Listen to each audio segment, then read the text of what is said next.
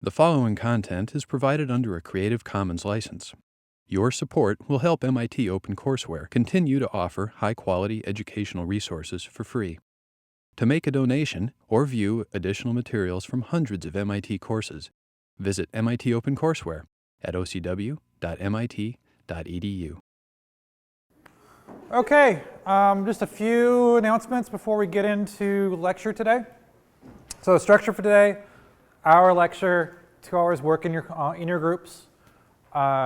We have, unfortunately, Elle, the grad student who's working with the heat wave, who would be using the heat wave game, is sick today, so she won't be able to come in. But I'm working on rescheduling a time for her to come in. What I'd love to do is if we can get her a web link of the heat wave game that she can then give you feedback on. That might be good for you guys, for y'all. For the rest of the class, we've got Pablo in today. He talked to the Snap team already. Is he going to talk to you again today, or are you guys all on the right page with him? It'd be nice to show him the game. Okay. Oh, you didn't show him the game then? Okay, cool. So he's going to take a look at, what I'd like him to do is take a look at the forecast-based future game today, if you can, at 2 o'clock. I'm just show him a build, get some feedback from him. And then he'll take a look at the Snap game, and then if he's got time, the 2 cholera games. He can take a look at those. And again, if you want to give him web links to playable versions of the games, just send them to the video game bosses list, and I'll forward them on. Other announcements, we have, so this Friday, and I'm going to email this to the announcements list later today. This Friday, there is a free conference workshop thing going on at a hotel, I think, in Boston, but it's being run by Epic Games about Unreal. So they're going to do a bunch of different workshops from about 2 to 5 and end the day with a networking party. So if you're interested in using the Unreal Engine and all the different new things about that engine, they'll be running that. They're also going to be on campus Tuesday at 5 p.m., so Tuesday, November 18th. That can be found at the Game Lab website. And they'll be talking about Blueprint, a way to do scripting in Unreal that's kind of similar to some things I've seen for Unity, but it's baked into Unreal. And if you use previous versions of Unreal, I think it's related to Kismet, if you used that tool before. Otherwise, upcoming guests we have to class that are different from the syllabus. On Monday, we're going to have 2 writers in talking with Drew, doing a little panel and then a Q&A with y'all. Talking about different ways of looking at writing for games that I think are going to be very directly related to at least 2 of the games that I've seen. Because yours is a very dialogue-driven game, yeah? And then the Animal Crossing kind of game, I imagine it'd be really useful for you all. Probably useful for the other two as well, but those were the ones that I first came to my mind when I was scheduling that one. And then on the 19th, right, we have Blizzard coming in, right? I think that's right. Yeah. Yeah, so Wednesday 19th, Blizzard's going to come in, and it's teams from Heroes of the Storm. I think so, but yeah, we're not quite sure exactly who's going to be there for that.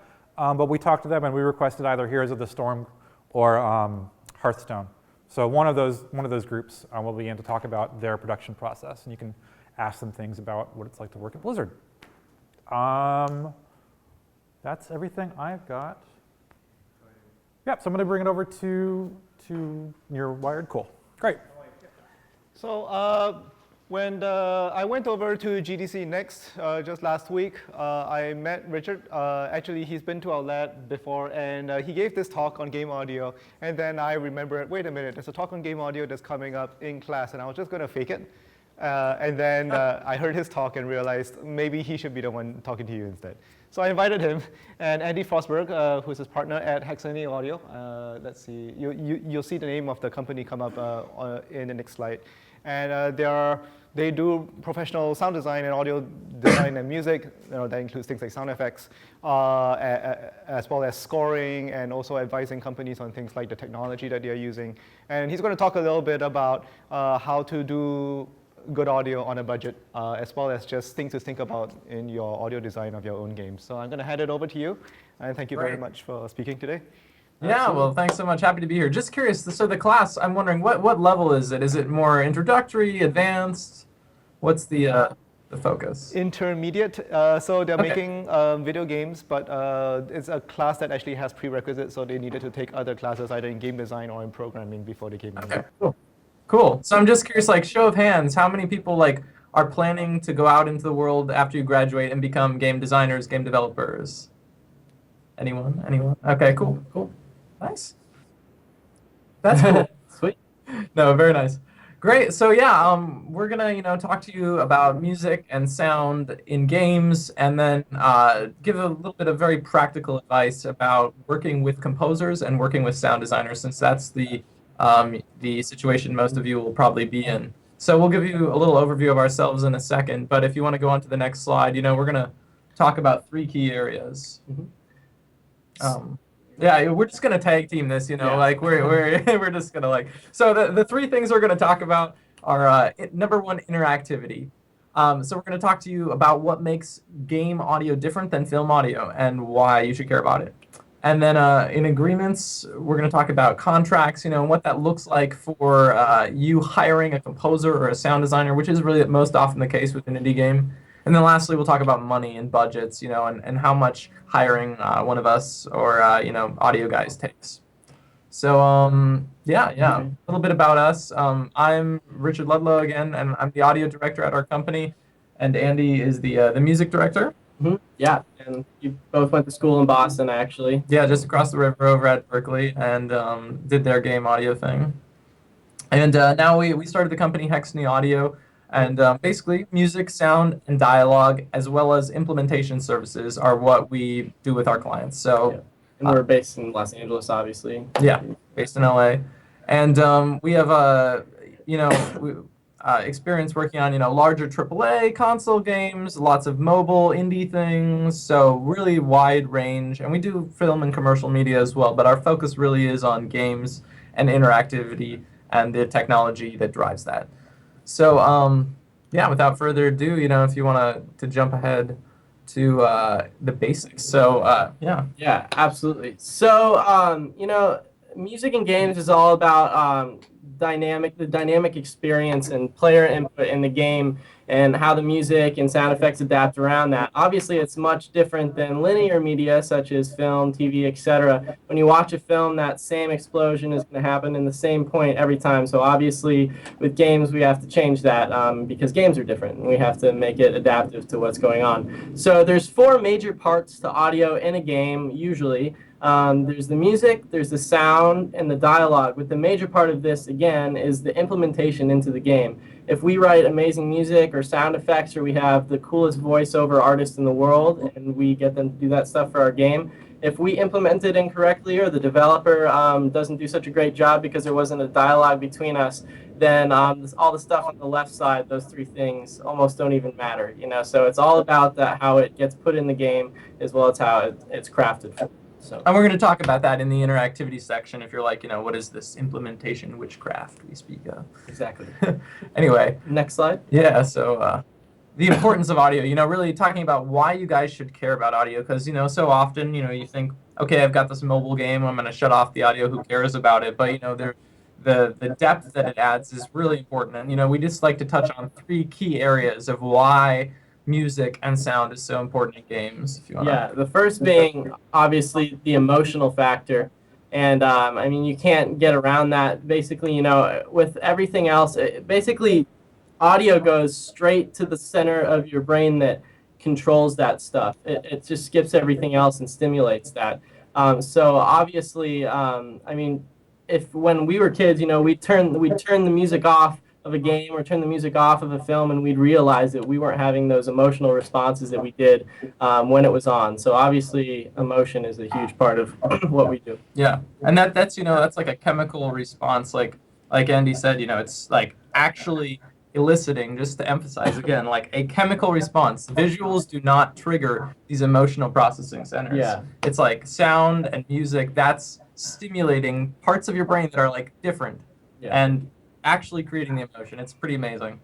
At least we like to think so. Yeah.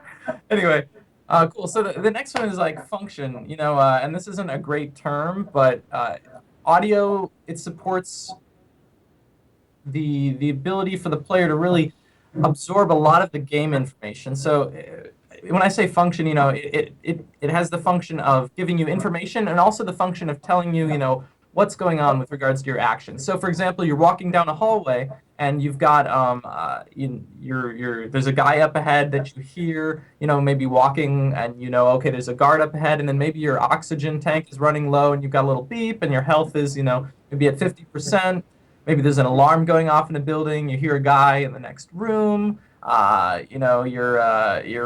You hear all these different things, and all of that is information that's being processed and sent to you, and you're able to absorb it all instantly without needing to think and see like text on the screen that says, okay, I'm like at 50% oxygen. There's 3 enemies nearby. It's getting dark out because I hear the crickets. This is just stuff that your brain like subconsciously absorbs. So it's functional in that it provides that information for players in an entirely new dimension that is subconscious to them. So you can convey lots of subconscious information. Exactly. And then also it's that feel-good factor for games. So you punch a guy and hold up on that maybe. But you punch a guy and it feels like it feels good in the game, and that is because of that trigger, the sound meshing with the psychological peak. And anyway, so the sounds we were talking about that are memorable. I know you just played, what was that, like the Zelda sound or something? Mm-hmm. Yeah, I couldn't quite hear. Obviously, yeah, it obviously has to be memorable game audio as well. And you played the Zelda one. You think of the countdown for Mario Kart where it makes you want to hit A really fast and beat everyone, obviously. But there's countless examples.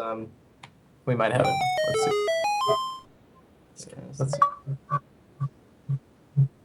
You can just play them all. Just play them all. Let's see. I'm not sure if you've played them, but I'll just talk about them. Anyway, there you go.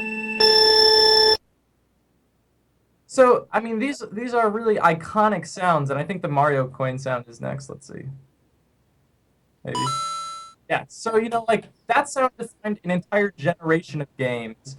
And the Zelda sound, like when you hear that, that's like extremely rewarding for the player. It's extremely memorable. Sound is like burned into a player's conscience, in a way that that doesn't necessarily happen with visuals. Like you hear that, and you hear the achievement sound that we played, and it's like, oh, I've unlocked that. There's like this stimulating reward response. And so good sound and bad sound is going to stick with your players, and it can really help set that game apart so that later on the players are remembering your game in a very unique way. Yeah. Anyway, next slide. We'll move on to the real stuff now. So interactivity, that was kind of the preface. So the first section that we talk about is, that implementation and how that works in games. And interactivity is a huge part of that. So if you want to jump ahead to the next slide. Yeah. So on the music side of things, obviously we want music that changes dynamically based on what the player is doing, whether he's walking into a field and staying there for 5 hours because he left it on to go make a sandwich, or because he's walking in to buy something from a shopkeeper. So how do we do that? There's several different things we can do, whether a player's going into battle, etc. We can use one system called layering, which Richard's going to talk about in another slide. We're going to talk about crossfading, and then you're going to give you an example of branching as well. And then there's also generative, and these are just a few. There's so many options that we can use to implement music in a cool, interactive way. So yeah. So let's jump over to one of the examples and go ahead and throw that up. Don't hit the play button quite yet. So you can hit the next slide and it'll pop up the graph. Great. So what you're seeing here is the idea of a layered score. So in this one, this is a piece of music I wrote for a game where there's 3 different intensity layers, and you're going to hear a first one that's very low intensity, and then you're going to hear these other layers come in on top as maybe the player starts to go into an area with enemies, and then they go into an area where they're in battle, and you'll hear the music kind of stack in a very dynamic way. Anyway, go ahead and hit play. Let's see. So that low intensity.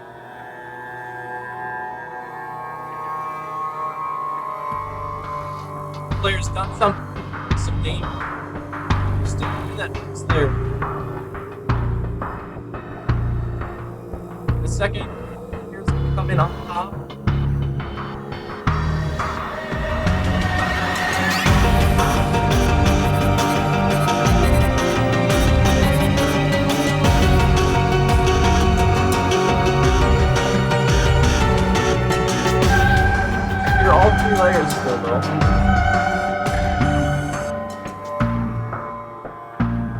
just the first two, and then just the first one. So you can see this was like, you could hear the layers fading out in and between one another, but it was a very dynamic experience. So this is where we'd like take the music and we'd specifically craft it and write it so that these things could stack and be triggered dynamically based on whatever the player's doing. So let's jump ahead to the next slide. So this is one more example, and this is the last one we'll show you for music, that deals with the way that music can move dynamically between states again. So yeah, so we've got the low, medium, high, but this time we've broken it out into smaller little chunks. So the player will do something, and the music will actually wait until a musical point, like the next bar or beat, and then it will begin a transitional segment into the next level intensities. And this is going to be a much more dynamic and fluid experience than the layering. So go ahead and hit play. Low intensity again.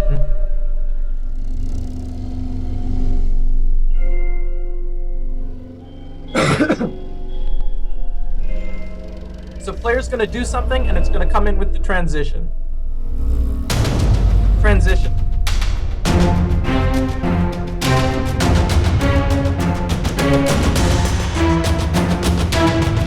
Now we're going to go into medium. And medium.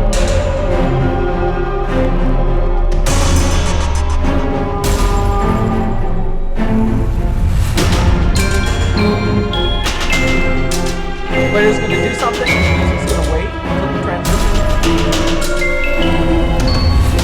Transition.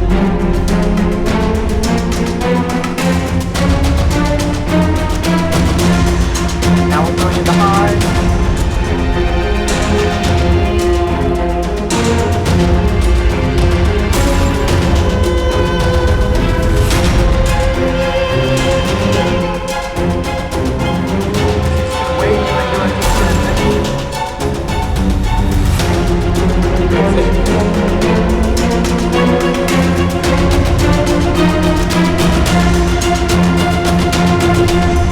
And back to low.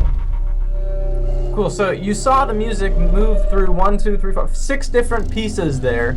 Oh, but it sounded like the experience was being scored. So again, the idea here is, we're trying to, again with a film, you watch it, it goes by, you know what's going to happen. We don't know what's going to happen with the game. So we write music that can change and adapt like that in a very film-like way to score the player experience. So, why do we do this?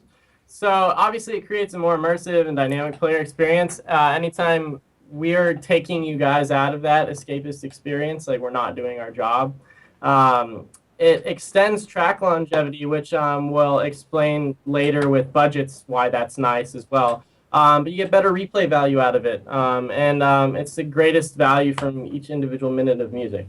Yeah. So instead of having to write, hire someone to write 3 different pieces of music, if you're on a budget, you can say, we'll do 1 piece of music and we'll make it layered, and it'll be 1 better piece of music. Exactly, because like something like if a movie is 90 minutes long and they want 60 minutes of music, you write 60 minutes of music. One small mobile game could have 15 minutes of music, or it could have 1 minute of music, or 3 minutes of music. So it all depends. Yeah, and that that goes into, we'll talk about with budgets how that affects that.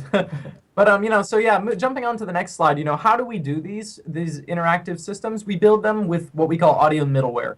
And 2 of the commercial ones are Fmod that you see here, and if you want to jump ahead to the next one, Wise. And these are just screenshots. And essentially, these allow us to interface with programmers and set up these musical triggers and these points of musical change based on different parameters like number of enemies around or game state or health, and let us set up these musical transitions and things like that.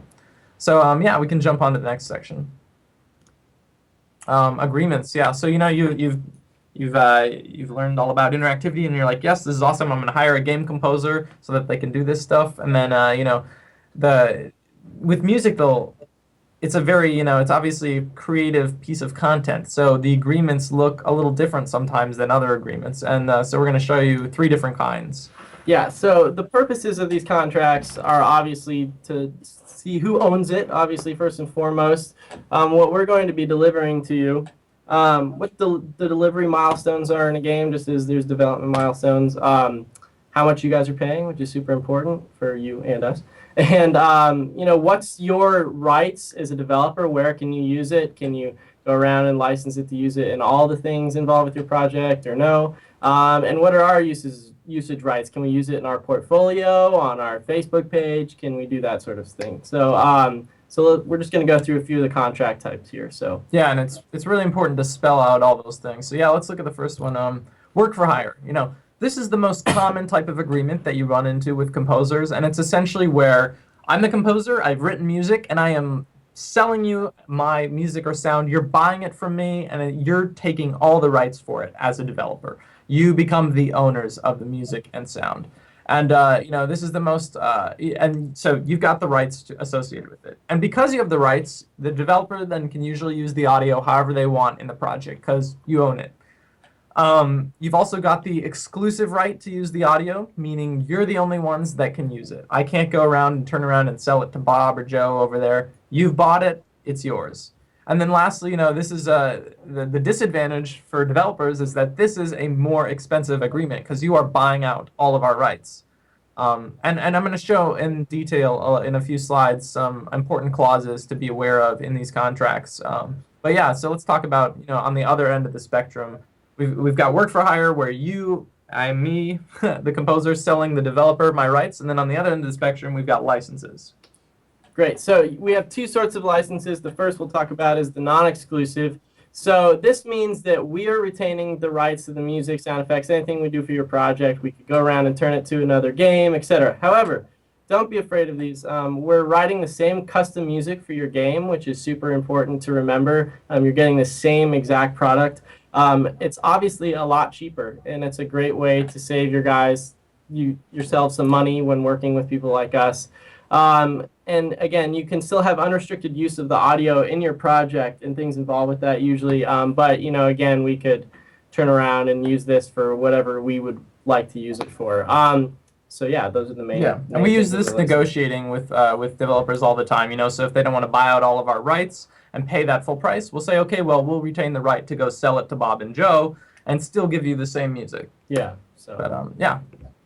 And then we have obviously the exclusive license, which is you're going to retain all of the rights, but it's usually for a certain amount of time, and then those rights transfer back to us. And sometimes it's industry specific, so we might be able to use that audio in a trailer or a film or something. However, pertaining to the game or anything in the game world, we're not going to turn around and license that to someone else. Usually this lasts about 1 to 5 years. We like to call this the happy medium, between the work for hire and the non-exclusive license. And it really is a healthy balance of price and control because it's right in the middle as far as price is concerned. Yeah. And everyone's kind of happy. You guys could use it for what you need, but then we also get those rights back eventually. So yeah. So work for hire. I make the music. I'm the composer. I sell it to you. You get all the rights. Non-exclusive. I'm the composer. I make the music. I retain all the rights, and I can sell it to other people. Exclusive. I'm the composer. I make the music. I retain the rights, but I give you the exclusive right to it. So I can't sell it to anyone else. And then it usually reverts back to us after a brief time. Yeah. Or as discussed. So most common though is the work for hire, and you're like seeing that contract and you're like, oh my God, this is awful. I don't want to see this. But anyway, so yeah, let's jump through that really quick. Just a few key points that really, go to developers helping protect themselves.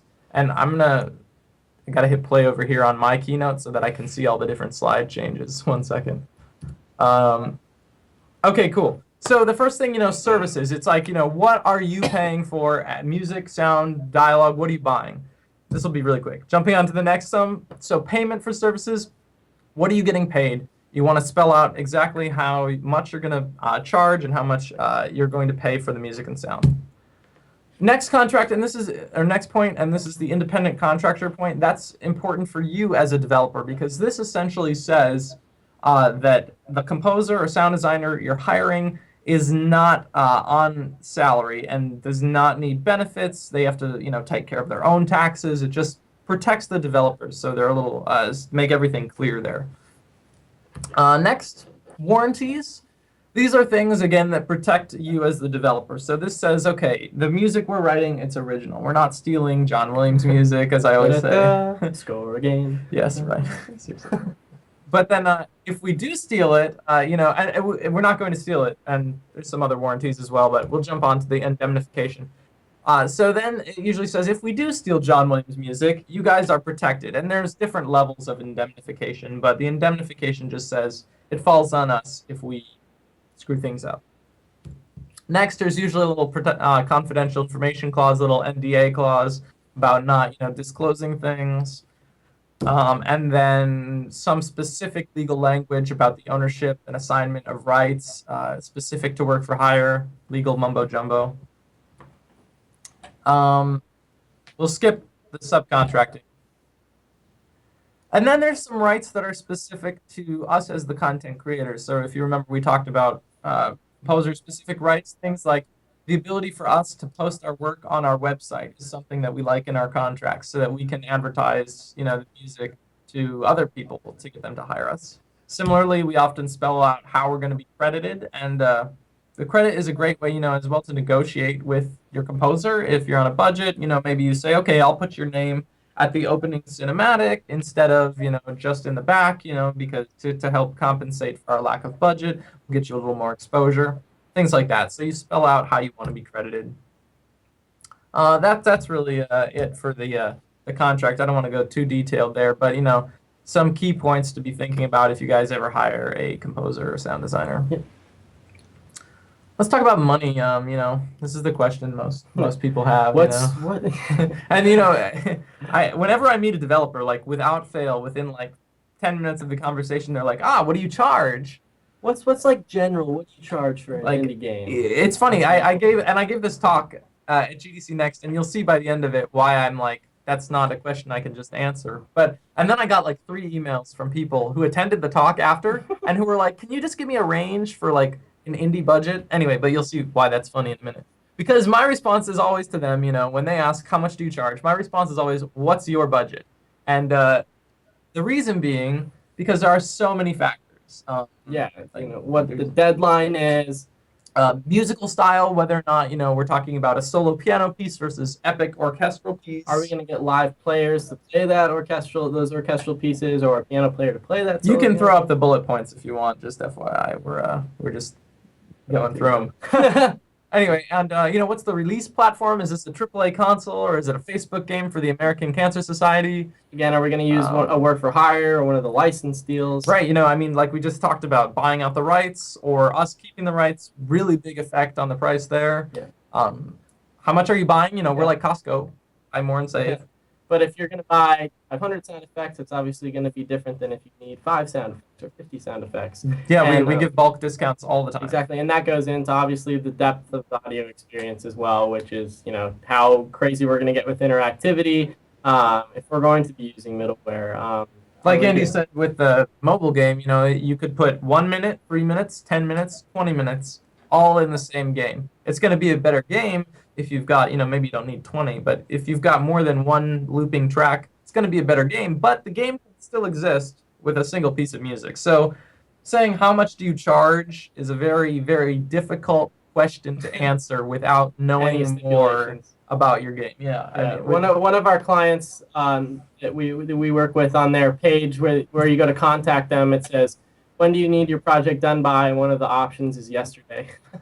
Yeah, so, and deadlines are a huge part of that. Like sometimes we get calls where it's like, we need this in 2 days or in a day, and we'll do it, but it's going to cost more than if you need it in a year. Yeah. So contacting guys early is important. Totally.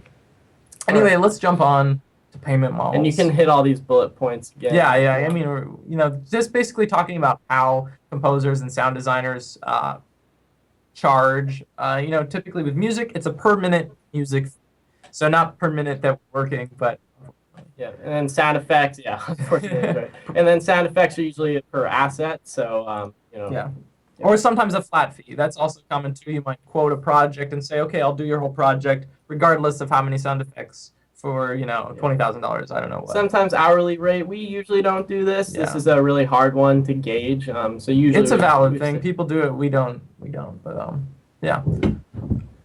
And Just some like weird thing happening below us. Sorry. And then usually we really like to try to get back end profit sharing. You know, if if the budget isn't there. Yeah, that's a big thing with audio to think about at the end of the day is it really gonna cost you that much to give 0.5% of back end when you can't give anything up front? Because we always have passion projects. You know, we make money on some of our projects, but we really like to believe in games that are really cool, and sometimes the best way to do that is just to share the game. The indie scene, you know, like they often can't afford because they don't have that upfront money, and so we'll talk about a back-end profit sharing percentage. And you know, if you talk to people who have been doing this like 30 years, that didn't exist like 10, 20, 30 years ago. Like audio guys did not get back-end profit sharing usually because they were just paid up front. But that's kind of gone away, you know, and I guess that kind of is probably true of a lot of things, of all industries. But you know, that you know, so thinking about that is a very, you know, valid thing, and you know, it's usually accompanied by some upfront fee. It's usually a reduced amount, but you know, the back end thing is definitely valid. We want, you know, new developers to be, you know, less afraid of that and more open to it. Yeah, absolutely. And then any combination of the above too. Cool. Anyway, so how does this kind of break down? And you can throw all these up here, you know. Just showing you music, sound, and dialogue. You know, there's a lot of components here. So when we're talking about what we're charging, we charge different prices for themes in the music. So we might write a musical theme that has, you know, its setting, and we charge one price for that. But then we might put an arrangement of that in an underwater level, a desert level, a jungle level, the same theme, but different arrangements for different levels. And we charge less for those arrangements. Those little transitional segments you heard in that demo I played, those are transitions. We charge less for those, and even different price for things like stingers, like a coin pickup or an end game, like sound like that when you die. With sound effects, we break things out into primary sound effects, like if you think about a creature having an attack sound, and then it's like die sound, idle sound. Those are all kind of primary sounds. Iterations might be like attack 01, attack 02, attack 03, die 01, die 02. And we charge less for iterations. UI and ambiences, different prices there. And then dialogue, there's just a whole slew of components like casting, different, you know, usually you hire someone to cast all the actors. Getting Kevin Spacey for the next Call of Duty game, or we're Kevin Spacey for the next doing mobile. it ourselves. Who doesn't want to use Kevin Spacey? Yeah. But you're right. And then, you know, so they charge, you know, a few hundred, a few thousand an hour, depending on the actor. Usually there's someone directing them while they're being recorded, someone recording them, editing them, processing. There's a lot, you know, just throwing this up here so you know all the different components of music sound that are out there. So again, asking what do you charge? What does your game need is, you know, very, we need to know what your game needs before we can say. Cool, next slide. Anyway, yeah. So we're getting close to the end here, and we can do some questions. But just talking about like a theoretical project. Say you've got a low budget, $160,000 Kickstarter project, you know, like, and remember, so talking about music sound, we're typically looking at like 5 to 15% of the budget being allocated to audio. 5 to 15, usually hovering around 10, 15, 20, 25. Very good. 100. Very good. No, but seriously. And so a common problem with this, though, is that your game, to be awesome, needs like this much music. But your budget is only going to allow for this much music. So let's say we've got a hypothetical game here where a project might need 18 minutes of music and 300 sound effects. So say we were going to charge, you know, like $750 a minute for themes and $500 a minute for arrangements, which are, you know, kind of indie prices. You know, we charge up to like we do different scale because of all the different factors involved, but, you know, up to like $1,000 a minute is pretty typical. You know, the big guys on AAAs will be charging, you know, $2,500 a minute, but, you know, up to $1,000 a minute of music is pretty typical, between 500 and 1,000. And then maybe, you know, sound effects, maybe a combination of all those kind of total 12,500. Let's say this game, to be awesome again, needs $23,500 for the audio. And you're like, oh my God, that's a lot of money. And let's say the developer has only allocated 11,000 to audio. Right, so some things we can do to reduce the cost are we can reduce the original music themes and increase the arrangements. So we can just do a lot of iterations things, which is actually a very feasible option because as composers we're trained to do that. We can reduce the number of sound effects iterations, just have more of those primaries. Only attack 01 instead of 02, 03, 04. Exactly. We can do back-end profit sharing, as we mentioned before, so maybe add 3% on that. And then we could use a license agreement instead of, say, you're using work for hire. So yeah. Just some common things, to think about in that negotiating process about how can we work with the audio guy to reduce the cost to something we're both comfortable with. Yeah, so let's just wrap up really quick. What did we talk about? Interactivity. It's music, it's sound, it's responding dynamically to player input. The player does something, the music, the sound, it changes, it reacts. It's going to create a deeper player experience. It's going to reduce the cost if you do it right. And we're doing this with Fmod, Wise, Fabric, different audio middleware. And then for budgets, we're trying to look at 5 to 15% of the total budget of your game allocated to audio. Remember to consider back-end payments. We really think that's going to be part of the future of how audio works within, especially the indie market. And just be willing to negotiate and figure things out. Your costs fluctuate, our costs fluctuate, so it just needs to be a negotiation. We can usually figure something out, and any audio person can. Yeah. Oh, and then we jumped over agreements. But, sorry. No, it's writing cool. down. It's all good. No, and agreements, again, we're talking about work for hire. I'm the composer, I'm writing the music. You as the developer are buying it. Licenses, I'm the composer, I write music, I retain the rights, and then I give you some type of license to use the music. But that kind of wraps up, I think, the core points we were going to talk about. I don't know if you guys have specific questions, we're happy to answer them. Or if Philip, you have any additional, points you want to touch on.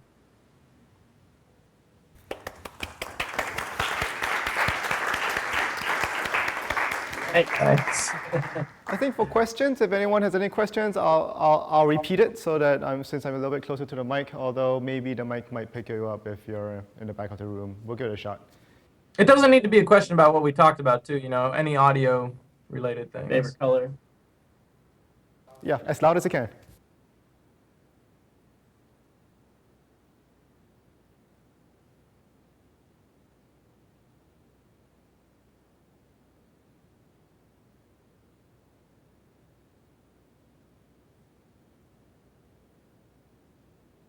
Did you manage to catch that?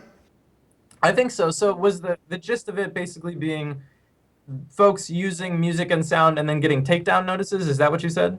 Yeah, takedown notices on services like YouTube or Twitch.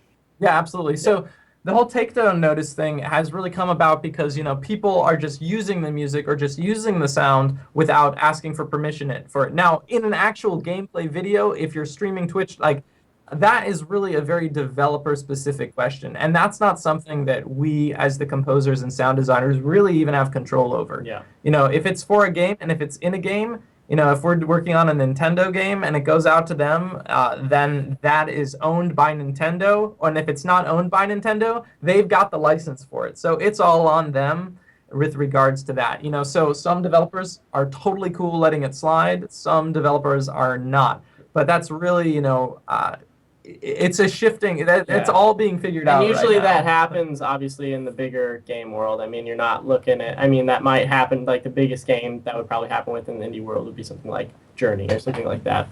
And, most often, at least now, developers are, pretty cool with it. But I know they're, that it's all being figured out right now. That's a very shifting landscape. And it has to do with royalties and music. And that's another thing. There's because there's easy, collections have been set up for film and TV for eons now, and there's a system in place for that, but there's really no landscape for games. It's a little different with YouTube and then Twitch as well. We get paid 0.0001 cents every time someone watches something on YouTube. Yeah, so in 5 years, hopefully that will all be figured out, but sorry, I don't have a better answer. It's not our fault. It's the developer. Just a follow-up question on that. It seems like in order for all these services to actually detect that they're using the music, they need to cross-check it against some sort of audio database. So is that something that you as composers usually end up submitting, or is that something that the game companies usually end up doing, or does it really depend on the license agreement that you had with the company?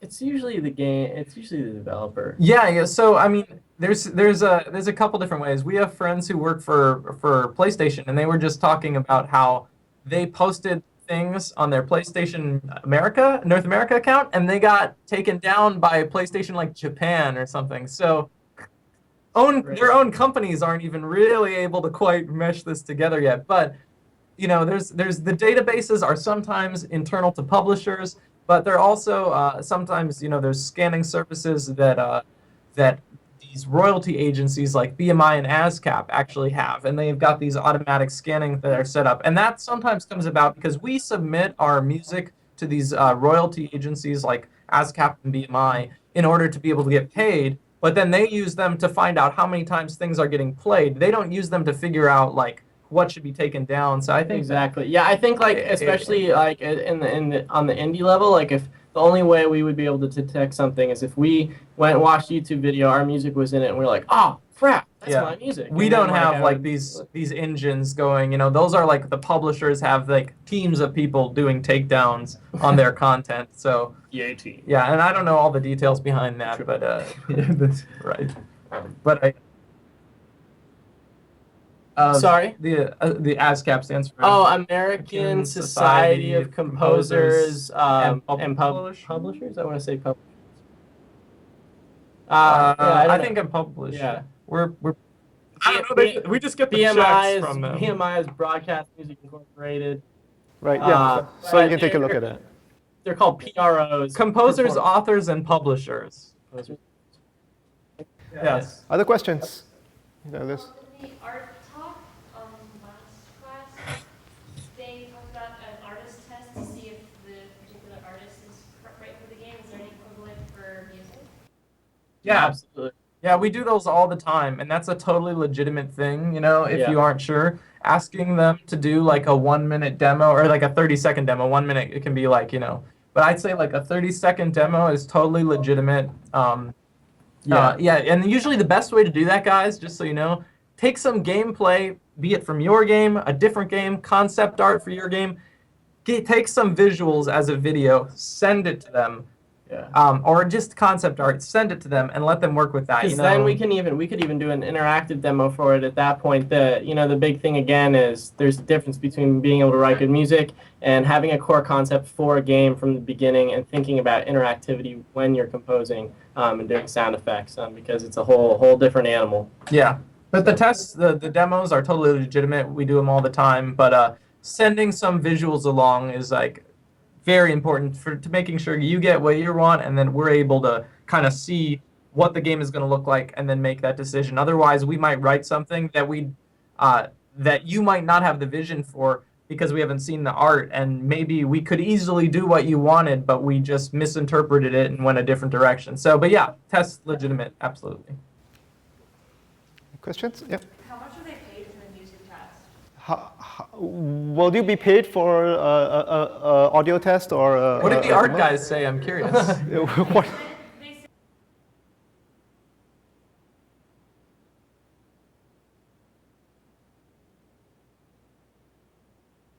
I mean, we have not found that to be extremely common with what we do. We'd like it to be more common. It used to be a thing. Yeah, it used to be for a like huge film thing. or for commercials. It was a big Yeah, thing. You get paid for doing a demo. I think it's definitely more common in the game world. In the film and TV world, it's so saturated with composers and sound designers right now that they don't need to because so many people want the work. It is a respectful thing to do, I think. If it's a longer demo. If it's a shorter demo, then it's like we're happy to get the gig. I mean, we're gonna keep the rights to that anyway. So you could say like a couple $100 maybe. But I mean, like it's not a required thing. If we want the gig, we're happy to do a 30-second demo to try and get it often. It's nice to throw a couple $100, but it's like at that point it's a couple $100. It's not like Yeah. it's pennies in the grand scheme of things. Yeah. If the project is larger. So, yeah. Anyway. Hopefully that answers it. Do you find that part of your job is convincing people that audio is important? Oh yeah. yes, it's Yeah. that's a I big mean- part of it, you know. Yeah. We use the three things: emotion, function. No. Yeah, I think the biggest argument in that is probably in the mobile scene. You know, where it's like someone sits on like in class, like someone was probably playing a mobile game during our talk today, and just kidding. You know, it's like a big thing. It's like, well, do they just mute that? And then it's like, yeah, you could say that, but like some people do listen to it. And when they do listen to it, they listen on headphones. And we were at a talk at a conference this year called Game SoundCon. With a composer named Guy Whitmore, who did the music for Peggle and Peggle 2, and he was talking about there's not a more intimate experience for audio than in headphones, you know, or in that arena. But I think, you know, in general, I mean, it is undeniably important. You can put out a game; it can do well with, you know, a mobile game can do okay with, you know, bad audio. We're not gonna lie, that's a thing, like Flappy Bird, but. I mean, believe me, I love Flappy Bird. Like, Yeah. I have like triple-digit score on Flappy Bird. So, But but you know, if you want to set your game apart, you know, like people look at that polished experience. They look at, you know, if we're talking about indie games, they look at something like Journey, or mobile games, you know, something like Peggle 2. They look at that and they're like, wow, this entire experience is super polished. It's super. It's right. a great game. And it's broken down into 3 parts, really, right? It's the functional, it's the mechanic of the game, it's the visual, and it's the audio, and those are all a third of the game. And if you take out one of those, it's like You can still have a game if you don't have great art. That's fine.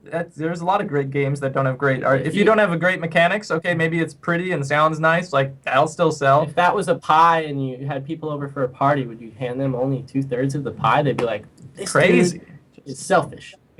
So he says that because I eat like a pie. I have a thing where I eat a pie a week. That's Anyway, a whole nother.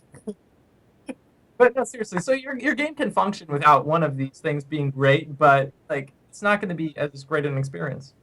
So, higher closers. No, then I want to thank you again very much for speaking to our students, and everyone for having us. Yeah, and you know, I don't know. You feel free to put up our email addresses. Mine is R Ludlow, and his is A Forsberg. If you wanna. Okay. At Hexany. Oh yeah, perfect. Okay, Yeah, cool. And yeah, feel free to shoot us an email. You know, I mean, if you have any questions, we're happy to. You know, we're happy to support audio with the new generation of developers. So yeah. Yeah. Cool. And there's a lot of great people over at Berkeley too, you know, like if you're looking for composers and sound designers to collaborate with, other students, there's a lot of great people over there. There's the Video Game Music Club. Don't be afraid to cross the bridge. Yes. The Video Game Music Club, they do a lot of, there's always like, if you shoot them an email, you'll get like 10 responses from people who are like, yes, let me like help you work on this game. Like you're not getting paid, I'm not getting paid. They might be like okay with that. Yeah, and I mean, you guys have the facilities for what you do, and Berkeley has the facilities for what they do. So. Anyway, but then you can call us when you got paid gigs, you know. Yeah. All right. Anyway, well, thanks so much. Really appreciate you guys caring about audio. Really, honestly, we really appreciate people caring about music and sound a little bit. So thanks so much. Good luck with the rest of your semester. Absolutely. Thanks. See you guys around. Cheers, guys. Adios.